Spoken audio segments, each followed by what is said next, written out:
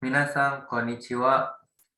Kyo, dai 40 Oh, benkyou shimashou. Jadi hari ini kita bakal belajar bab 40 dari buku Minano Nihongo.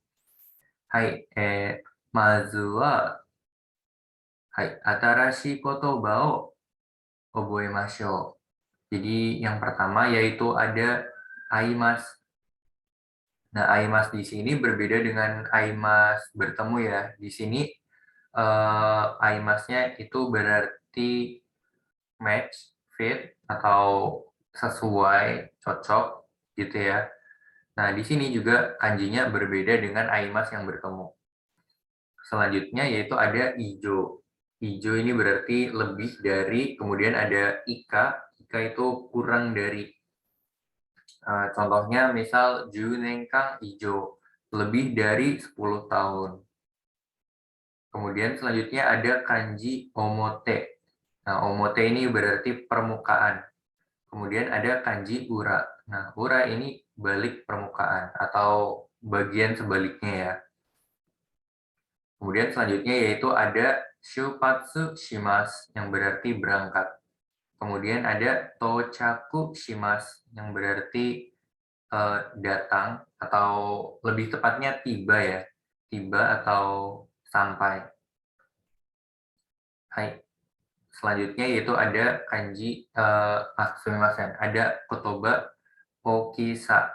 Okisa yaitu yang berarti size atau ukuran. Nah, okisa ini berasal dari kata oki yang berarti besar ya. Nah, ketika ditambah sa, nah itu tuh menjadi tingkatan atau ukurannya gitu. Kemudian yaitu selanjutnya ada omosa. Omosa yang berarti berat. Kemudian ada takasa. Takasa yaitu tinggi atau ketinggian ya. Kemudian ada nagasa yaitu panjang. Kemudian selanjutnya itu ada ko. Ko ini adalah satuan untuk benda-benda yang kecil atau benda-benda yang tidak terlalu besar.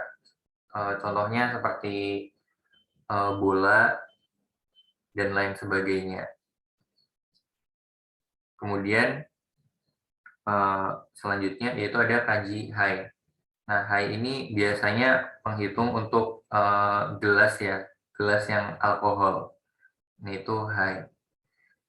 Selanjutnya yaitu ada kanji hong.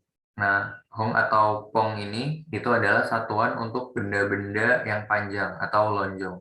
Contohnya seperti pensil atau pulpen. Hai. Ja, sugi wa kanji yo oboemashou. Nah, kanji yang pertama itu ada kanji miyako atau kanji ibu kota ya. Ini bisa juga dibaca to atau se. Nah, kosakata yang pernah kita pelajari yang mengandung kanji ini itu ada Kyoto. Kyoto di sini maksudnya kota, kota Kyoto ya. Kemudian ada Tokai. Tokai ini adalah ibu kota. Kemudian selanjutnya ada kaesu atau kanji mengembalikan ya. Nah, ini bisa juga dibaca heng jika bertemu dengan kanji lainnya. Contohnya yaitu ada kaeshimas yang berarti mengembalikan dan satu lagi yaitu henji. Henji ini adalah balasan atau bisa juga kadang respon gitu ya. Hai, selanjutnya itu ada kanji omote ya. Ini ada di kosakata yang kita pelajari hari ini. Ini bisa berarti permukaan atau bisa juga berarti tabel atau chart gitu. Untuk kosakatanya yaitu ada omote, permukaan, kemudian ada hapyo. Hapyo ini adalah perform. Kemudian ada yotehyo, yaitu papan jadwal ya.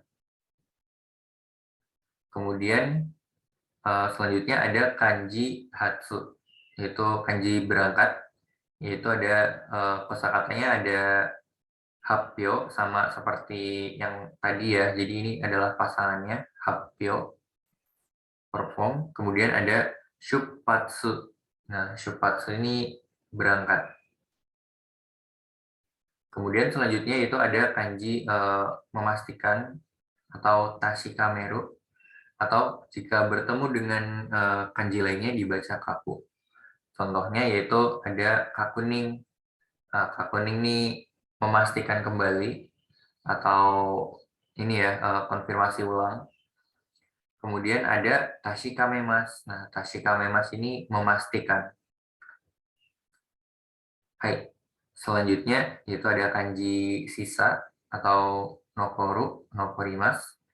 Bisa juga dibaca zang atau sang jika bertemu dengan kanji lain. Contoh kosakatanya yaitu ada nokorimas yang berarti sisa atau bersisa. Kemudian ada zangneng, sayang sekali gitu. Ketika kita ingin menyatakan apa ya, turut berduka gitu ya, zangneng. Kemudian ada juga zangyo. Nah, zangyo ini lembur. Hai, yang selanjutnya ada kanji kazoeru atau kanji menghitung ya. Dan bisa juga dibaca su atau kazu. Nah, di sini kosakatanya ada kazoemas yang berarti menghitung. Kemudian ada sugaku yang berarti matematika. Dan yang terakhir ada kazu yang berarti jumlah. Kemudian selanjutnya itu ada kanji muda atau wakai. Kemudian ada kanji distribute atau membagikan ya. Itu ada kanji kubaru. Bisa juga dibaca hai atau pai. Contohnya yaitu kosakatanya itu adalah shimpai, khawatir. Selanjutnya ada kanji mirip atau niru, nimas. Nah, kosakatanya ada nimas yang berarti mirip, kemudian ada niaimas. Nah, niaimas ini cocok. Jadi dia bergabung dengan kanji yang sebelumnya kita pelajari ya. Niaimas cocok. Hai. Oke. Sekarang kita akan masuk ke materinya yaitu temimas yang berarti coba atau mencoba. Nah, ini digunakan untuk menyatakan ketika kita ingin menyebutkan untuk mencoba suatu hal atau suatu aktivitas. Dan pada umumnya kalimat ini hanya digunakan untuk diri sendiri. Jadi kayak misal saya akan coba membaca gitu dan lain sebagainya. Dan kanji dan pola kalimat ini itu digunakan tanpa kanji. Jadi tidak terdapat kanji untuk mimas mencoba ya, berbeda dengan mimas melihat yang memiliki kanji. Hai. Untuk pembentukannya atau pola kalimatnya yaitu diawali dengan kata kerja bentuk T kemudian ditambah mimas. Contohnya yaitu ada yatte mimas. Saya akan coba lakukan. Saya akan mencobanya. Yatte mimas. Kemudian yang kedua ada kono shitsumon ni kotaete mimas. Nah, jadi bentuk T ya. Kotaete mimas. Saya akan mencoba menjawab pertanyaan ini. Kemudian yang selanjutnya yaitu ada ano kanji yo yonde mite kudasai. Tolong coba baca kanji itu. Nah, di sini kita tahu ya kalau dia temimas ini itu bisa dibuat ke berbagai macam bentuk ya, sesuai konteks yang kalian inginkan. Hai.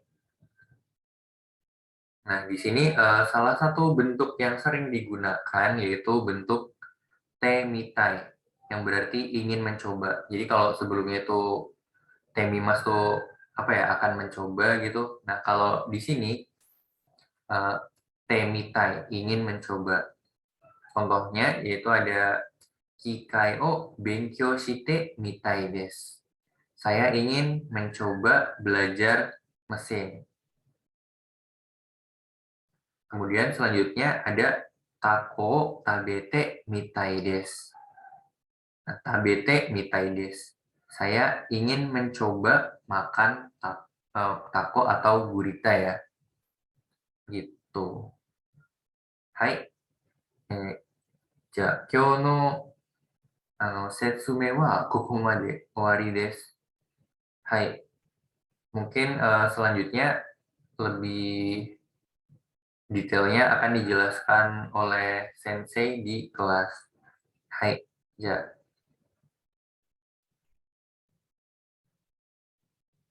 hai, arigatou gozaimashita.